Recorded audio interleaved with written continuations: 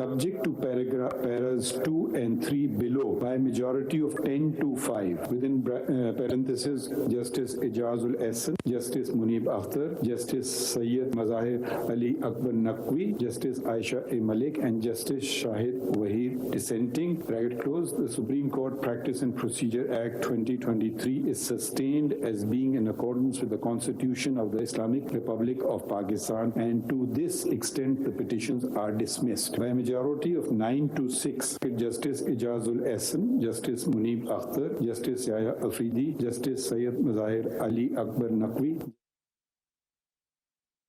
TV में मुजाहिद विल्वी आपको खुशामदीद कहता है। चीफ जस्टिस काजी फाइज ईसा ने अपनी अदालती तारीख का चीफ जस्टिस की हैसियत से पहला फैसला सुना दिया। बड़ा तारीखी फैसला है कई एतबार से। एक तो ये कि पाकिस्तान की सियासी तारीख में पहली बार अदालती कार्रवाई की समाअत लाइव हुई, और दूसरी बात ये कि जो पार्लियामान ने यानी कोई 13 अप्रैल को इत्तेहादी जमातों ने यानी शरीफों ने, जरदारियों ने, फजल रहमान ने, उन तमाम पॉलिटिकल पार्टीज़ ने जिन्होंने तहरीक इंसाफ की हुकूमत को गिराया था, उन्होंने मुत्तफ़क़ा तौर पर ये समझा कि जो ये सुप्रीम कोर्ट है वो एक पार्टी बन चुकी है, जमात बन चुकी है। जजेस बंदियाल पर बराह रास्त हमले हो रहे थे, प्रेस कॉन्फ्रेंसों में, जलसों में, जुलूसों में, हद तक कि मौलाना फजल रहमान एक जुलूस भी लेकर चले गए थे सुप्रीम कोर्ट। एक प्रेशर बिल्ड हो गया था, और फिर जस्टिस बंदियाल साहब जब रुखसत हुए तो चीफ जस्टिस ने जिस दिन हल्फ उठाया, और वो भी एक तारीखी वाक़या है कि उनकी बेगम उनके साथ खड़ी थी और मैसेज दिया उन्होंने, और फिर अगले ही दिन जैसे मैंने कहा कि प्रोसीडिंग शुरू हो गई 18 सितंबर को, और 4 समाअत के बाद आज ये फैसला आ गया, और वो फैसला तकसीम शुदा था। वैसे भी अदालत वो अपनी प्रोसीडिंग दौरान पहले ही दिन से तकसीम शुदा नज़र आ रही थी। तो 13 अप्रैल को पास होने वाला पार्लियामेंट का एक्ट, जिस पर सदर मुमलिकत आरिफ अलवी ने दस्तखत नहीं किए थे, कसरत राय से जो पास हुआ था, अपोजिशन जिसमें मौजूद नहीं थी, और जिसने सुप्रीम कोर्ट में बुनियादी तब्दीलियाँ लाई थी। ये तय कर दिया गया था कि चीफ जस्टिस 2 जजेस के साथ या 3 जजेस के साथ नहीं, वो एक ख़ास तरीक़ेकार के तहत यानी फुल कोर्ट बेंच के तहत ही फैसले सुनाएंगे। और काजी फाइज ईसा साहब ने इस फैसले के सबब 5 माह से ज़्यादा, जी हाँ 5 माह से ज़्यादा किसी बेंच का हिस्सा बनने से इनकार कर दिया था। किसी बेंच का हिस्सा बनने से इनकार करते हुए उन्होंने कहा था कि जब तक इसका political and practice and procedure act का बिल नहीं आता, मैं किसी बेंच का हिस्सा नहीं बनूंगा। और इसीलिए जैसे मैंने कहा कि तारीख़ में पहली बार अदालती कार्रवाई हुई, 4 पेशियाँ हुई, और आज शाम को ये फैसला सुना दिया 10-5 से, यानी वादे तौर पर सुप्रीम कोर्ट तकसीम हुई है। वो जो तकसीम चली आ रही थी बंदियाल साहब के दौर से, वो अभी भी जारी रही। हमारे साथ कंबर जैदी मौजूद हैं, जो पूरा दिन बल्कि पूरी इब्तदाई से कर रहे थे इस प्रोसीडिंग को। चीफ जस्टिस और जजों के दरमियान नोक-झोंक की सुर्खियाँ भी बनी, और मैंने कहा कि जनाब ये जो फैसला था इस एतबार से बहुत तारीख़ी है कि अदालती कार्रवाई को लाइव दिखाया गया। इसके माने आइंदा भी, मुस्तकबिल में भी चीफ जस्टिस इस बात के पाबंद होंगे कि वो आम आदमी के हवाले से, चाहे बिजली का हो, पेट्रोल का हो, या और भी कोई हसास मसला हो, वो लाइव प्रोसीडिंग दिखाएं। वैसे भी कोई ये गैर मुतवक्को फैसला नहीं है। मैं एक बात फिर बड़े मोहतात अल्फाज में कहूँगा, ये गैर मुतवक्का इसलिए नहीं है कि पार्लियामेंट ने साथ में ही कह दिया था कि जनाब वो साथ होंगे पार्लियामेंट के।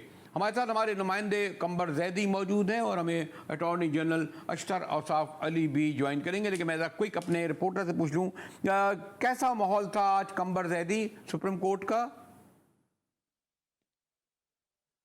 मुजाहिद साहब, आज जो है ये फ़ैसला जो सुनाया गया है, जब इस टाइम तक यानी सुबह से लेकर रात तक इतना ज़्यादा लोग तो मौजूद नहीं थे माहौल की अगर आप बात करते, लेकिन फुल कोर्ट और जो वकला रेलेवेंट वकला थे वो ज़रूर मौजूद थे। बड़ा टेक्निकल फ़ैसला आया है। इस फैसले के 3 हिस्से हैं। मैं ज़रा आपके नाज़रीन को अगर ये बता दूँ, पहले तो ये कानून बरकरार रहेगा, प्रैक्टिस एंड प्रोसीजर एक्ट 10-5 के तनासब से ये फ़ैसला आया है। 10 जजेस की अक्सरियत जो है इंक्लूडिंग चीफ जस्टिस, वो ये कहती है कि पार्लियामेंट को यह हक हासिल है कि वो ये कानून साजी कर सकता था। और 5 जजेस जिसमें justice Ejazul Ahsan, justice Munib Akhtar, justice Mazahir Ali Akbar Naqvi, justice Ayesha Malik और जस्टिस शाहिद वहीद शामिल हैं, उन्होंने इन दरख्वास्तों को जो है वो मंजूर किया है। बाकी सब ने दरख्वास्तों को मुस्तरद किया, यानी जो 5 जजेस हैं वो इख्तलाफ करते हैं, बाकी 10 जजेस की अक्सरियत थी, लिहाजा ये कानून बरकरार रहेगा। फिर दूसरा इसका पार्ट जो था वो अपील से मुतल्लिक था। अपील से मुतल्लिक 2 चीज़ें हैं, एक क्या अपील का हक जो है वो माजी से दिया जाना चाहिए या अपील का हक मुस्तकबिल से होगा।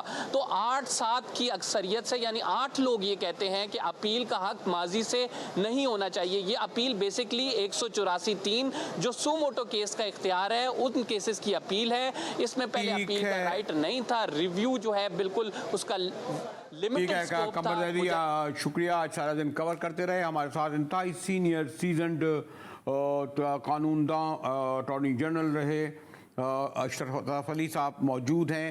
अशरफ भाई, आपका शुक्रिया, आपने वक्त निकाला। माजरत के साथ अशरफ अली साहब, मेरे लिए इसलिए कोई बहुत ही सरप्राइज नहीं था कि सुप्रीम कोर्ट के चीफ पहले ही कह चुके पार्लियामान को इस बात का हक हासिल है कि वो कानून साजी कर सके, और उसी लिए उन्होंने गालिबन 5.5 माह किसी बेंच का हिस्सा बनने से इनकार कर दिया था जब तक का फैसला ना आए, और फिर वही फैसला आया जैसा कि वो चाहते थे। सॉरी टू से, मैं किसी तासुब की बुनियाद पर नहीं कह रहा। अशरफ अली साहब, बहुत शुक्रिया आपके इस तबसरे का जिससे मैं इत्तेफाक नहीं करता। मैं इसलिए इत्तेफाक नहीं करता क्योंकि चीफ जस्टिस जो है वो बस साथी जजेस की सोच, साथी जजेस की अप्रोच, उनकी ओपिनियन और उनकी एनालिसिस के ऊपर किसी तौर पे भी असरअंदाज नहीं हो सकते। आपने देखा और दुनिया ने देखा कि इसमें खुल के हर एक ने अपनी राय का इजहार किया, और इसमें बाज़ औक़ात कुछ ऐसे भी लगा जिस तरह कोई तलखी हो रही है, लेकिन मैं उसको तलखी नहीं समझता, मैं उसको हुस्न समझता हूँ डिबेट का। डिबेट होना बहुत ज़रूरी है, और ये सही है कि चीफ जस्टिस साहब ने जब वो सीनियर जज थे अपने जो है ख्यालात का इजहार कर दिया था। क्या चीफ जस्टिस साहब को फैसला सुनाने से पहले इजहार करना था? मैंने असंदाज हुए ना, चीफ जस्टिस तो कहते हैं, वो तो बहुत जमाना चला गया कि जजेस फैसलों में बोलते थे। चीफ जस्टिस साहब ने दौरान ही एक कह दिया कि जनाब पार्लियामान को कानून साजी का हक हासिल है। जो बात आखिर में कहते हैं, उन्होंने प्रोसीडिंग के दौरान क्यों कही? मैं कह देता हूँ आपको कि ये 8 जजेस जो थे जिन्होंने इस फैसले को मुअत्तल किया था पूरी हेयरिंग से पहले, क्या उन्होंने अपनी जो है सोच का इजहार नहीं कर दिया था? कर दिया था ना। तो फिर क्या हुआ? तो ये हुआ कि वो चीफ जस्टिस नहीं थे उस वक्त, काजी साहब चीफ जस्टिस नहीं थे। नहीं। तो बात ये है कि जजेस जो हैं वो अपनी इन बातों को, उन्होंने ये नहीं कहा कि कानून दुरुस्त है। चीफ जस्टिस साहब ने, जब वो चीफ जस्टिस नहीं थे, ये कहा था पार्लियामेंट को हक हासिल है कानून साजी का। ये नहीं कहा था कि ये ऐन आइन के मुताबिक है। तो उस बात को मेरा ख्याल है आउट ऑफ कॉन्टेक्स्ट नहीं हमें लेना चाहिए। मतलब एक चीफ जस्टिस कालादम भी तो करार देते हैं, आप उस फैसले को नहीं मानते जो चीफ जस्टिस रिजेक्ट कर देते हैं। अता बंदियाल, काजी फायद ईसा जो पहले से अपने सॉरी टू से एक रवैये से, जैसे 5.5 माह उन्होंने बाइकाट किया, ये वादे था कि फैसला वही आएगा जो हम देख रहे हैं। देखिए, ये आपकी सोच है, मैं आपकी सोच से बसद एहतराम इख्तलाफ करता हूँ, और बावजूद उसकी वजह ये है कि जजेस जब अपनी इन बातों का इजहार करते हैं तो वो अपने जो उनके जहन में खदशात हैं या सवालात हैं, अगर वो इजहार न करें तो उसका जवाब कैसे मिलेगा? और ये तो बिल्कुल गलत हो जाएगा कि जब आप अपने सवालात पूछे ही ना और अपनी जो आपके जहन में खदशात हैं उनका इजहार न करें, तो फिर तो आपने प्रॉपर हेयरिंग नहीं दी। तो हेयरिंग का सॉरी अशरफ अली साहब, चीफ जस्टिस की जो हैसियत होती है वो बाकी जजों को भी पता है कि उसका कितना अहम किरदार होता है उनके मुस्तकबिल के हवाले से। जैसे बंदियाल साहब ने किया, उन्होंने बहुत सारे जजों को बेंचों से बाहर रखा, काजी फारिद इरशाद समीत। तो काजी फारिद इरशाद साहब एक मुनफरिद शख्सियत की हैसियत से आए थे, वो एक लॉयर के बाद चीफ जस्टिस ऑफ बलूचिस्तान बनाए गए थे। वो और उनका एक खास पूरा बैकग्राउंड था सियासी। इस एतबार से उनको अगर इस दौरान ये नहीं कहना था कि पार्लियामेंट का फैसला कानून साजी करता है, तो शायद इस तरह की बात नहीं कर सवाल होता जो मैं आपसे कर रहा हूँ। बहुत बता एहतराम, आप अथॉरिटी हैं कानून पे, मैं सियासत का अदब तालिब इल्म हूँ, सिर्फ इसलिए कह रहा हूँ। आप सियासत के तालिब इल्म हैं और सियासी बात कर रहे हैं, मैं कानून का तालिब इल्म हूँ और कानूनी बात करूंगा।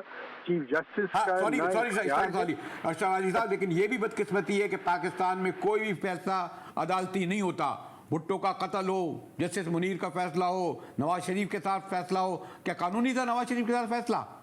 सियासी फैसला था क्या? जितने भी जस्टिस साकिब निसार ने किए हो, बंदियाल ने किए हो। अब हम इस फैसले पर बात कर लें तो आपकी बात जो है बिल्कुल सियासत से तो हम आहंगी रखती है, लेकिन कानून का तकाजा ये है और कानून ये कहता है कि चीफ जस्टिस ना किसी को ट्रांसफर कर सकता है, ना किसी को डिमोट कर सकता है, ना किसी को बेंच से अलहदा कर सकता है, ना चीफ जस्टिस जो है वो किसी जज के इख्तियारात ले सकता है। तो चीफ जस्टिस सुप्रीम कोर्ट का जो है वो कोई इख्तियारात ऐसे नहीं रखता। हाँ, एक जजमेंट के जरिए उसको ये कह दिया गया था कि वो मास्टर ऑफ रोस्टर है।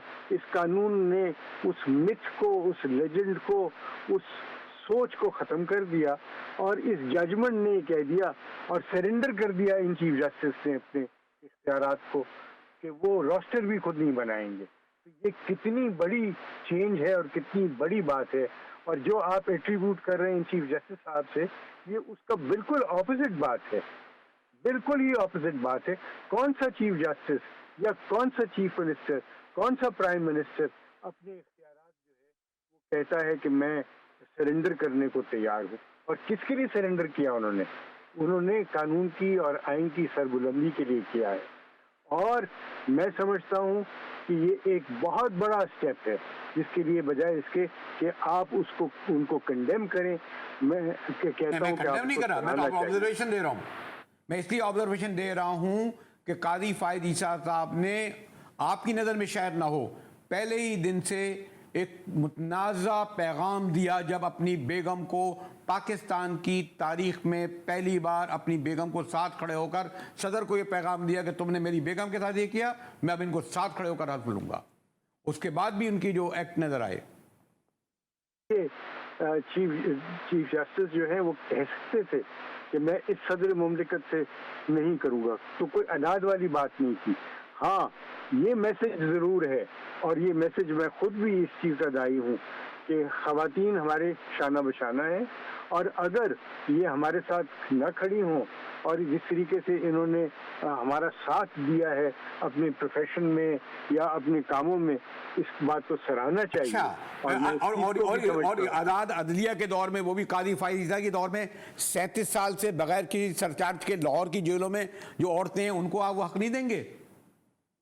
100% मिलना चाहिए। नहीं दिया। कौन उनका हक क्यों नहीं दिया आपने? क्यों नहीं कहा? आप देंगे? आप बिल्कुल उठेगी। काजी फारिद इरशाद ने क्यों नहीं उठाई?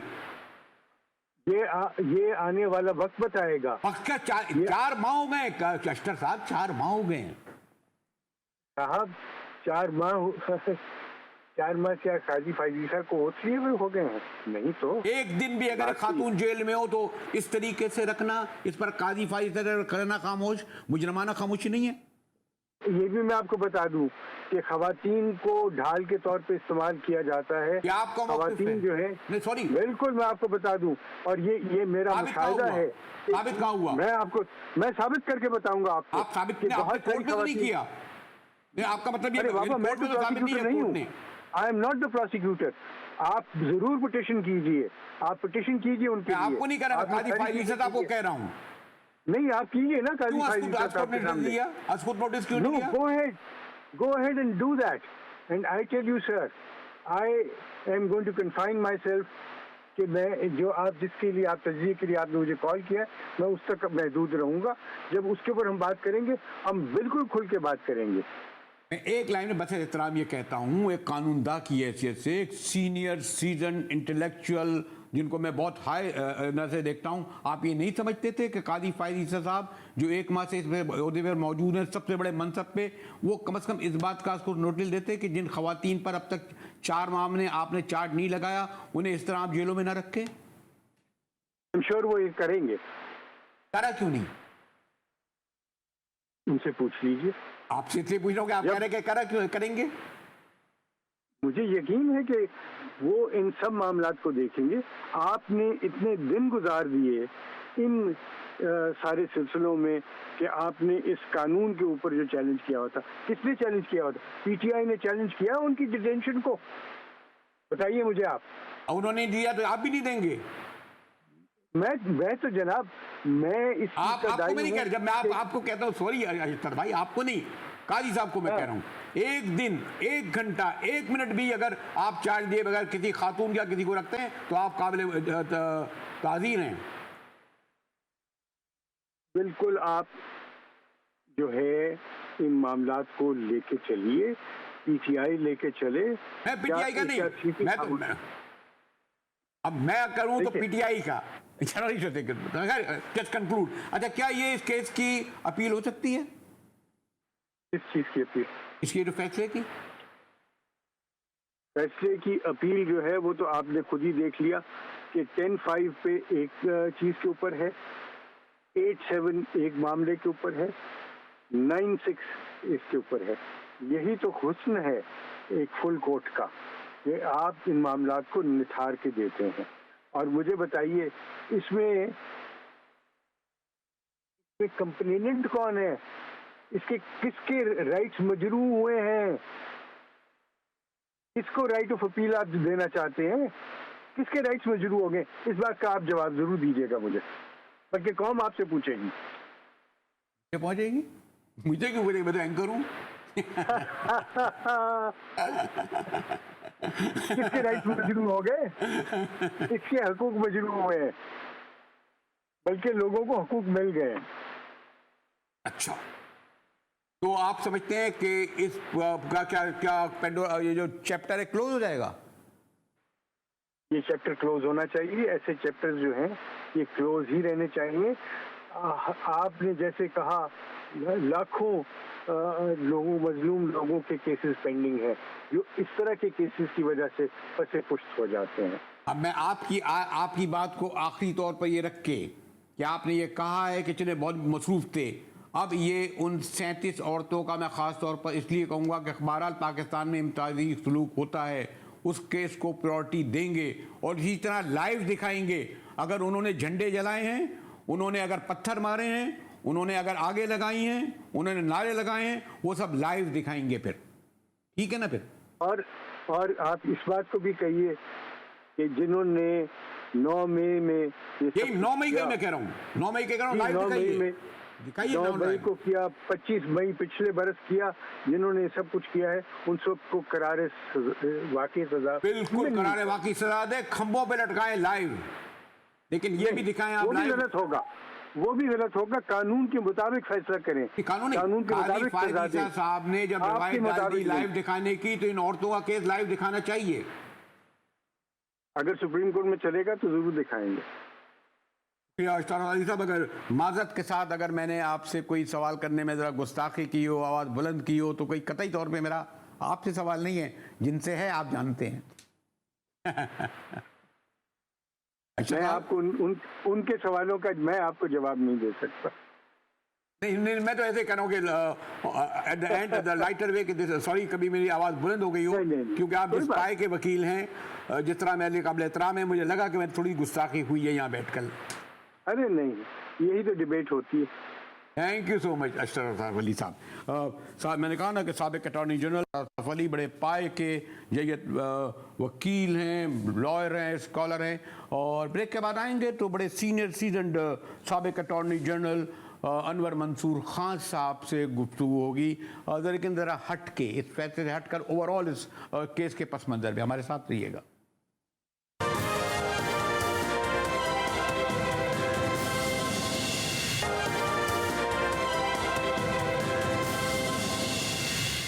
टीवी में एक बार फिर मुजाहिद विल्ली आपको खुशामदीद कहता है। पाकिस्तान की सियासी तारीख का, अदालती तारीख का एक बहुत बड़ा फैसला आया इस एतबार से भी कि ये फैसला लाइव दिखाया गया। जी हाँ, लाइव दिखाया पाकिस्तान की तारीख में। दुनिया में शायद इस तरह लाइव नहीं दिखाया जाता। हमारे साथ अनवर मंसूर खान साहब हैं, साबिक अटॉर्नी जनरल। अभी थोड़ी देर पहले अशरफ अली साहब से बात हो रही थी, वो भी साबिक अटॉर्नी जनरल है, वो अपना मौक़िफ़ कर रहे थे। खान साहब शुक्रिया, आपने मेरे लिए वक्त निकाला। खान साहब मैं इस तफसील में नहीं जाऊँगा। प्रोसीडिंग चली, सुप्रीम कोर्ट आमने सामने आ गई और बहरहाल उन्होंने छुपाया नहीं। चीफ जस्टिस ऑफ पाकिस्तान काजी फायद ईसा साहब ने इस दौरान ही कह दिया कि वो समझते हैं कि पार्लियामेंट को कानून साजी का हक हासिल है। आप समझते हैं कि चीफ जस्टिस को इस तरह का फैसले से पहले ऑब्जर्वेशन देनी थी? और जैसे मैंने कहा कि लाइव चली ये प्रोसीडिंग, जो इस तरह की मिसाल नहीं मिलती। हाँ, बिस्मिल्लाहिर्रहमानिर्रहीम। मुजाहिद साहब, बात ये है कि बहुत जल्दी है कि हम कोई कमेंट इस पे ट्रूली करें, इसलिए कि ये मामला अभी पेंडिंग है। मगर हाँ, कुछ हद तक सही कह रहे हैं आप कि बज़ाहिर जो चीफ जस्टिस साहब हैं उनका व्यू यही है कि पार्लियामेंट जो है वो ही बना सकती है और सुप्रीम कोर्ट के पास ये इख्तियार नहीं है कि वो रूल्स बनाए। ये एक अजीब सी बात है, मगर बहरहाल इस वक्त उनका यही व्यू है। मगर देखते हैं आगे चल के क्या होता है इसमें। आप समझते हैं कि जो लाइव प्रोसीडिंग दी गई, खान साहब मुकालमा हो रहा था, मैं बाजारी ज़बान में इस्तेमाल करूँगा, बाद वक्त तो लग रहा था कि तमाशा सा बन रहा है और बड़ी मुक़द्दस अदालत का सबसे बड़ी। देखिए बरी साहब, इसमें बहुत इम्पोर्टेंट बात यह है कि पूरी दुनिया में ये ज़रूर है कि प्रोसीडिंग्स जो हैं वो दिखाई भी जाती हैं, लाइव भी होती हैं। मगर कभी ये मैंने नहीं देखा, मैं तकरीबन हर मुल्क का जो कानून है वो मैं देख चुका हूँ कि जहाँ पे लाइव प्रोसीडिंग्स दिखाई जाती हैं, चाहे वो इंग्लैंड की हों, चाहे वो सुप्रीम कोर्ट ऑफ अमेरिका की हों, या मुख्तलिफ ममालिक की हैं, जैसे इंडिया भी है, वो भी दिखाता है। मगर कभी भी पब्लिक टीवी के ऊपर ये चीज़ नहीं आती है। ये पब्लिक टीवी के लिए नहीं होता है, वो यूजुअली इंटरनेट के थ्रू, अपने ऐप्स के थ्रू, वो जो रेलेवेंट लोग होते हैं वो जाके देख सकते हैं उसके अंदर। मगर पब्लिक टीवी को बंद करना, आप दो चीज़ें कर रहे हैं बेसिकली, जो कि मेरा अपना मानना है कि आप उस पब्लिक टीवी का जो रूटीन काम है वो बंद कर रहे हैं। आप उसको पब्लिक टीवी की जो अर्निंग की कैपेसिटी है, आप पूरे दिन उसको लगाकर ख़त्म कर रहे हैं। आप एक किसी दूसरे का फंडामेंटल राइट ऑफ अर्निंग जो है वो बंद कर रहे हैं। ये सब चीज़ें जो हैं जस्ट बिकॉज कि आप जो है वो सुप्रीम कोर्ट को के बारे में कुछ दिखाना चाहते हैं। पब्लिक अवेयरनेस मेरा ख्याल है बहुत ज़्यादा है, और ऐसा नहीं है कि लोगों को नहीं पता है क्या हो रहा है।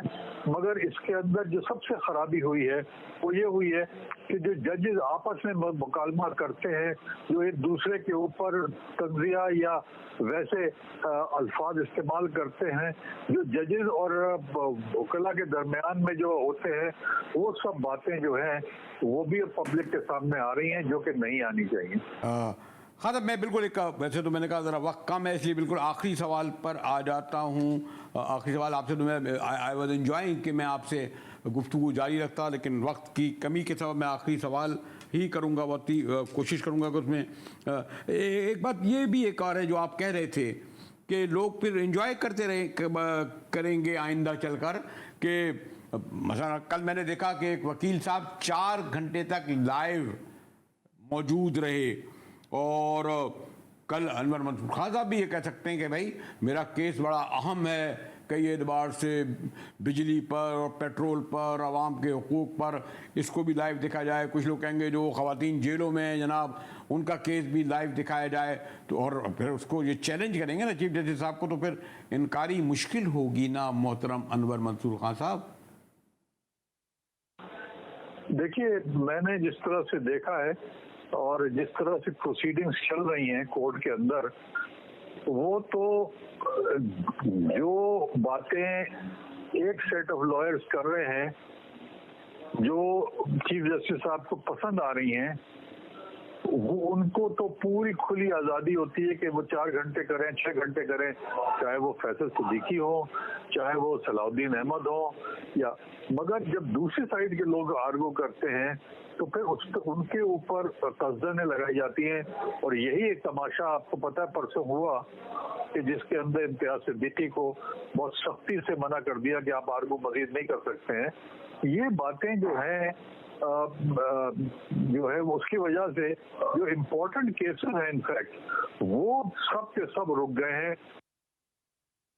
शुक्रिया मोहतरम अनवर वसूल खान साहब, साबिक अटॉर्नी जनरल, बड़े पाए के वकील हैं। और अब बिल आखिर ऐसा लगता है कि उम्मीद की नाम भी रख दिया उन्होंने, उम्मीद का सफ़र, कि हमारे साबिक वज़ीर आज़म मियाँ नवाज शरीफ जो 2019 को जो है मुल्क बदर हो गए थे, कहा था जी सेहत का मसला है, अभी भी खबरें आ रही हैं कि उनकी सेहत अच्छी नहीं है, उनकी वापसी का फैसला हो गया है। गुफ्तगू करेंगे एक ब्रेक के बाद, हमारे साथ रहिएगा।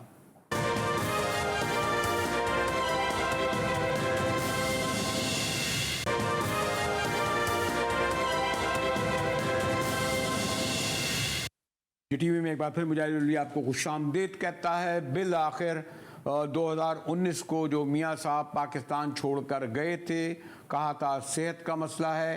बहरहाल वो सेहत का मसला तो अभी मियाँ शहबाज शरीफ कह रहे थे कि अभी भी दिल में उनके बार बार दर्द उठता है।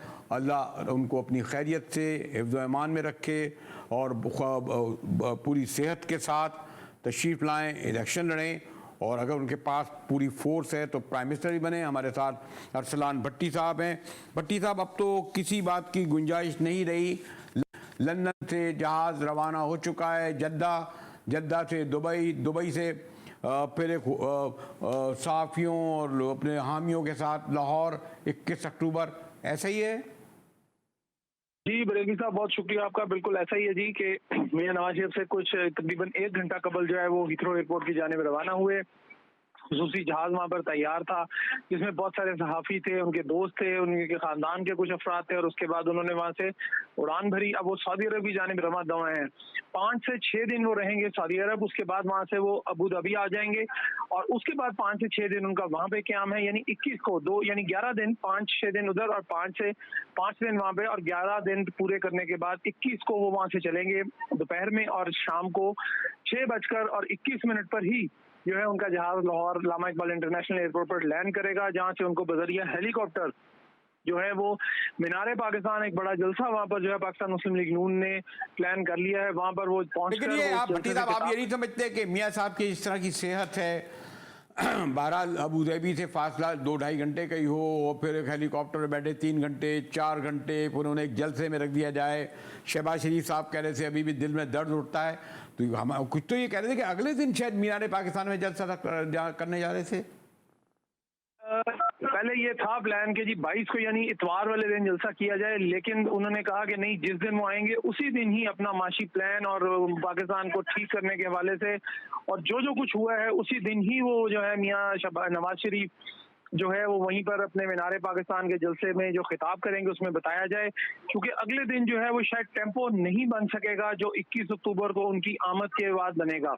इस हवाले से मुख्तलिफ राय पाई गई पाकिस्तान मुस्लिम लीग नवाज के अंदर उसमें, लेकिन मरियम नवाज समेत जो है पाकिस्तान मुस्लिम लीग नून के दीगर जोमा जो थे, सीनियर रहनुमा थे, उसमें मियाँ शहबाज शरीफ भी शामिल थे, उनका यही कहना था कि जिस दिन वो लैंड करें उसी दिन ही जलसा रखा जाए। मैंने सुना है कि बाकायदा बड़ा सख्ती से टारगेट दिया गया है, गालिबन 160 MNA हैं आपके पंजाब के, और 160 कम से कम 200 शायद 72 MPA हैं। हर एक से कह दिया गया है कि MPA 50,000 और वो 1 लाख, यानी टारगेट कोई 1 मिलियन का है। यही कुछ टारगेट दिया गया है इन MNAs को, MPAs को और मुख्तलिफ शहरों के उहदेदारों को।